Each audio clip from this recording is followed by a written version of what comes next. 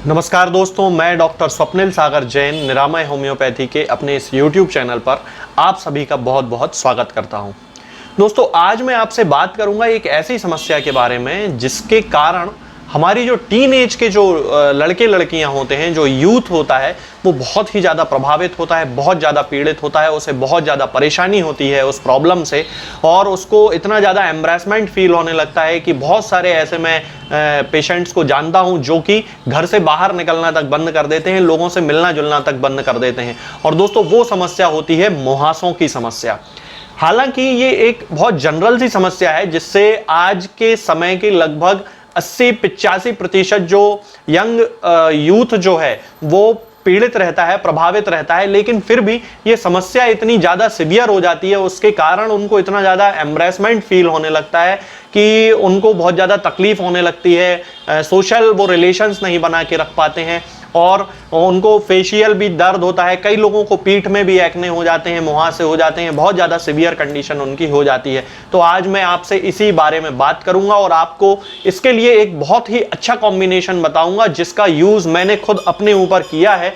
क्योंकि मुझे भी एक समय जब मैं कॉलेज में पढ़ता था तब बहुत ज़्यादा मुझे एक्ने थे, बहुत ज़्यादा पिंपल्स मुझे हो गए थे और मैं उससे बहुत ज़्यादा परेशान रहता था। फिर मैंने धीरे धीरे उसका ट्रीटमेंट करना शुरू किया। नोड्यूल्स बन जाते थे मेरे यहाँ माथे पर, नोड्यूल्स बन जाते थे, सिस्ट बन जाते थे बड़े बड़े, और उससे मैं बड़ा मतलब परेशान रहता था। तो वो सारी चीज़ें आज मैं आपको बताऊंगा कि हम किस तरह इनको पूरी तरह से ठीक कर सकते हैं। चलिए दोस्तों, शुरू करते हैं। सबसे पहले हम बात ये करते हैं कि आखिर एक्ने क्या होता है और पिंपल क्या होते हैं। देखिए दोस्तों, दोनों को लगभग आज के ज़माने में एक ही जैसा ट्रीट किया जाता है, एक ही जैसा शब्द यूज़ किया जाता है, लेकिन दोनों जो चीज़ें होती हैं वो अलग अलग होती हैं।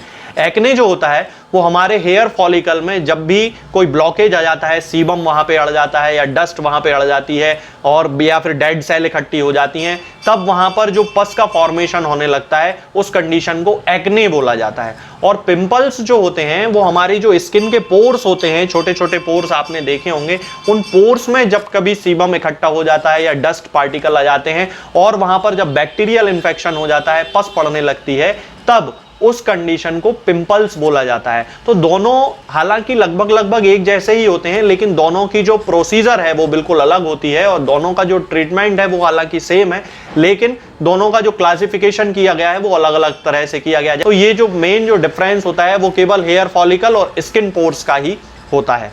अब हम यदि बात करें कि आखिर एक्ने लोगों को होते क्यों हैं, तो इसके बहुत सारे रीजन हैं, और इनमें सबसे प्रमुख जो रीजन होता है वो होता है हार्मोनल इम्बैलेंस, दूसरा होता है डाइटरी इरेगुलरिटीज, और तीसरा होता है गैस्ट्रिक ट्रबल्स। सबसे ज्यादा ये तीन कारण ही लोगों को पीड़ित कर देते हैं पिंपल्स से या एक्ने से। तो यदि हम हार्मोनल चेंजेस की बात करते हैं, तो हार्मोनल चेंजेस जब भी बॉडी में होते हैं टेस्टोस्टेरोन से रिलेटेड, चूंकि टेस्टोस्टेरोन मेल्स में भी पाया जाता है और फीमेल्स में भी पाया जाता है, तो जब भी उसमें कोई इम्बैलेंस होता है तो चेहरे पर एक्ने डेवलप होने लगते हैं, पिंपल डेवलप होने लगते हैं। दूसरा इसका रीजन होता है डाइटरी इरेगुलरिटीज। जो लोग रात में बहुत ज्यादा खाना खाते हैं, जो लोग तला चिकना फैटी फूड बहुत ज्यादा खाते हैं, फास्ट फूड बहुत खाते हैं, जंक फूड बहुत ज्यादा खाते हैं, उन लोगों को भी बहुत ज्यादा प्रॉब्लम होती है। और तीसरा, इसी के कारण गैस्ट्रिक ट्रबल्स डेवलप होने लगती हैं, डाइजेशन ठीक नहीं रहता है, जिसके कारण पिंपल्स या एक्ने डेवलप हो जाते हैं। और चौथा एक बहुत सामान्य रीजन है जिससे कोई बच नहीं सकता है, और वो रीजन है साफ सफाई ना रख पाना। आज के जमाने में जब हमारे शहरों में प्रदूषण बहुत ज्यादा बढ़ रहा है, पॉल्यूशन बहुत ज्यादा हो रहा है, तब डस्ट हमारे चेहरे पर बहुत ज्यादा लगती रहती है, और चूंकि हमारा जो स्किन का जो एरिया होता है उसमें से सीबम कंटिन्यू निकलता रहता है, स्वेटिंग कंटिन्यू होती रहती है, जिसके कारण वहां पर डस्ट पार्टिकल्स जो होते हैं वो चिपक जाते हैं, और उसके कारण वहां इन्फेक्शन हो जाता है, और जो कि बाद में एक्ने और पिंपल्स का कारण बनता है। तो दोस्तों, ये सारी जो बातें होती हैं ये इंपॉर्टेंट होती हैं एक्ने और पिंपल्स के लिए। दोस्तों, अब मैं आपको बताता हूं एक ऐसा कॉम्बिनेशन जिसका यूज हम होम्योपैथी में करते हैं, बहुत सक्सेस के साथ मैंने उसका यूज किया है, मेरे ऊपर भी मैंने उसका यूज किया है। मुझे बहुत सारे नोड्यूल्स थे, सिस्ट हो गए थे, छोटे छोटे फुंसियां टाइप की हो गई थी जिनमें पस फिलअप हो गया था, और बहुत ज्यादा वो पेनफुल कंडीशन होती है। तो मैंने उसका यूज किया है और मुझे उसके बहुत अच्छे रिजल्ट मिले हैं। हालांकि होम्योपैथिक मेडिसिनल सिस्टम में सिम्टोमेटिक ट्रीटमेंट किया जाता है पेशेंट के सिम्टम के अनुसार, कॉन्स्टिट्यूशन के अनुसार, लेकिन ये जो कॉम्बिनेशन है इसको मैंने अपने अनुभव के आधार पर लगभग 90% केसेस में यूज किया है और मुझे बहुत अच्छे रिजल्ट उससे मिले हैं। इसमें जो सबसे पहली मेडिसिन आपको लेकर आना है दोस्तों वो है लीडम पाल। ये मेरे पास लीडम पाल है, 200 पोटेंसी में है ये। इसकी आपको 4 बूंद 4-5 दिन में एक बार लेना है, बस 4 बूंद लेना है। सुबह दोपहर शाम किसी भी समय आप ले सकते हैं। बस ये याद रखें कि दवा खाने के 15-20 मिनट पहले से और 15-20 मिनट बाद तक कुछ भी नहीं खाना है, ये आपको याद रखना है। दूसरी जो मेडिसिन है दोस्तों वो है काली ब्रोमेटम। बहुत ही अच्छी एक मेडिसिन है, इसके बहुत ही अच्छे रिजल्ट मिलते हैं होम्योपैथिक मेडिसिनल सिस्टम में। खास तौर से उन प्रकार के एक्नेस में जो छोटे छोटे पिंपल्स हो जाते हैं गुच्छों के रूप में और उनमें पस पड़ जाती है, बहुत ज्यादा उनको दर्द होता है और थोड़ा थोड़ा हल्का सा ब्लड भी निकल आता है, उस कंडीशन में ये काली ब्रोम बहुत अच्छा काम करती है। ये काली ब्रोम भी आपको 200 पोटेंसी में लेकर आना है और इसकी भी 4 बूंद 3-4 दिन में 5 दिन में एक बार आपको लेना है। बस ये याद रखना है कि दोनों मेडिसिन को आप अलग अलग समय पे लें। यदि लीडम पाल सुबह ले ली है तो काली ब्रोम आपको शाम को लेना है। इसके बाद तीसरी मेडिसिन आपको यूज करना है दोस्तों और वो है एस्टेरियास रूबेंस।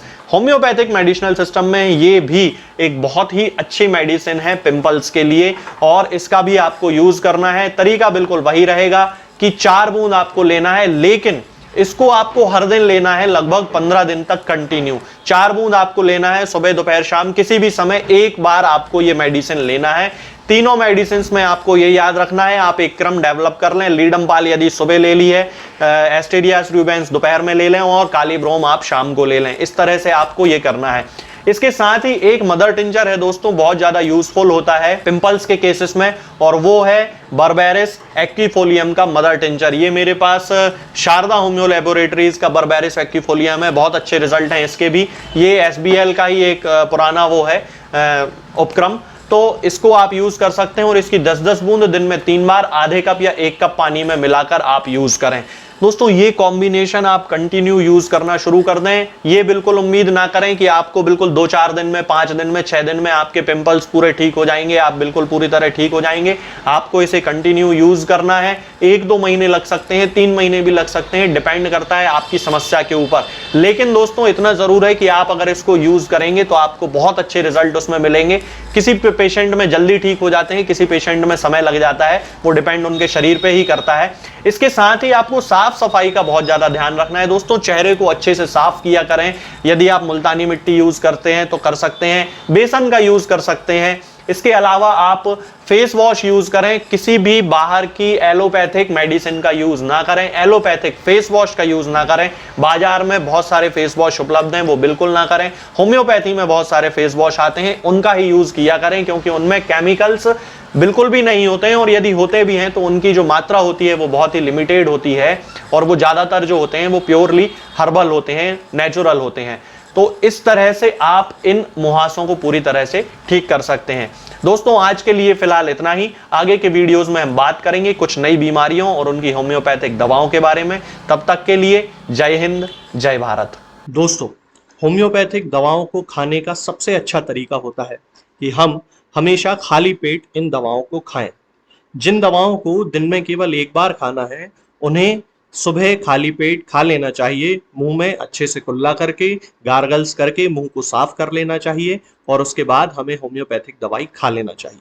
जिन दवाओं को दिन में 2 बार या 3 बार या 4 बार खाना होता है उन दवाओं को खाली पेट खाने का मतलब होता है कि हम उन दवाओं को खाने के लगभग आधे घंटे पहले या फिर 2 से 2.5 घंटे बाद ही खाएं और उस स्थिति में भी हमारे मुंह में किसी भी वस्तु का, किसी भी चीज का स्वाद नहीं होना चाहिए, ना ही हमारे मुंह में किसी भी चीज की गंध होना चाहिए, जिससे कि ये होम्योपैथिक दवाएं हमारे शरीर पर बहुत अच्छे तरीके से काम कर सकती हैं।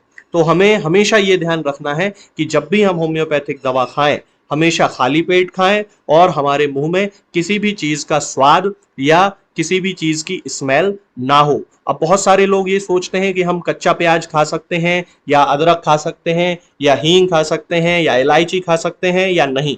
बिल्कुल आप इन चीज़ों का इस्तेमाल कर सकते हैं। होम्योपैथिक दवाओं को खाते समय आप इन सभी चीज़ों को बड़ी आसानी से खा सकते हैं।